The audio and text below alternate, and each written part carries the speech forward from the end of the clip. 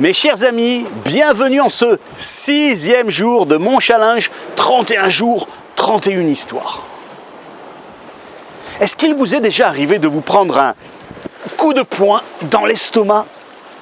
C'est ce qui arrive à Mike il y a 30 ans en arrière dans son lycée. Ça se passe dans une petite ville des États-Unis. Et il tombe sur la brute la plus épaisse du lycée. Mike n'a qu'une envie, c'est se venger. Il est humilié devant tous ses copains. Il rentre à la maison, fou de rage.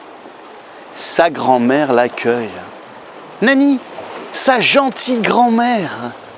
Il lui explique l'histoire. Nanny, je vais me venger dès demain et je vais lui casser la figure. Mais non, Mike. Il a été violent avec toi, mais ne lui rends pas cette violence. Oh, mais j'en ai marre d'être toujours une mauviette. Mike, les bonnes actions te seront rendues, comme les mauvaises actions. Donc, fais des bonnes actions.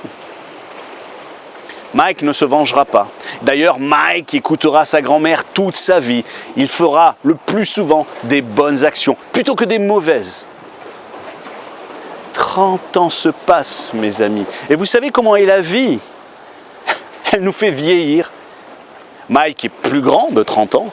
Et Nanny est plus vieille de 30 ans. Elle est dans une maison de retraite. Et Mike, régulièrement, va la voir. C'est sa Nanny. Ce jour-là, au réfectoire, Nanny et Mike ont un plateau devant eux avec de la viande.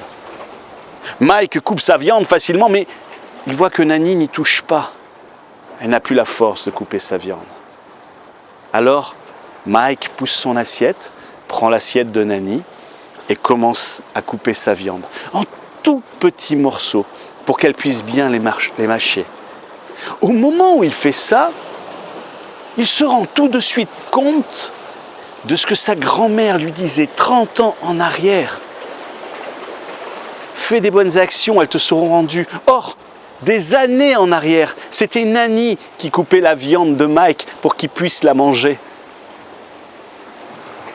Mes chers amis, faisons de bonnes actions, elles nous seront rendues, comme les mauvaises. Mais laissons les mauvaises de côté, faisons des bonnes actions.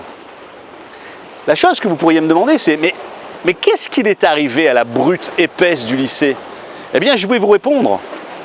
L'année suivante, il s'est fait casser la figure par une brute encore plus épaisse que lui.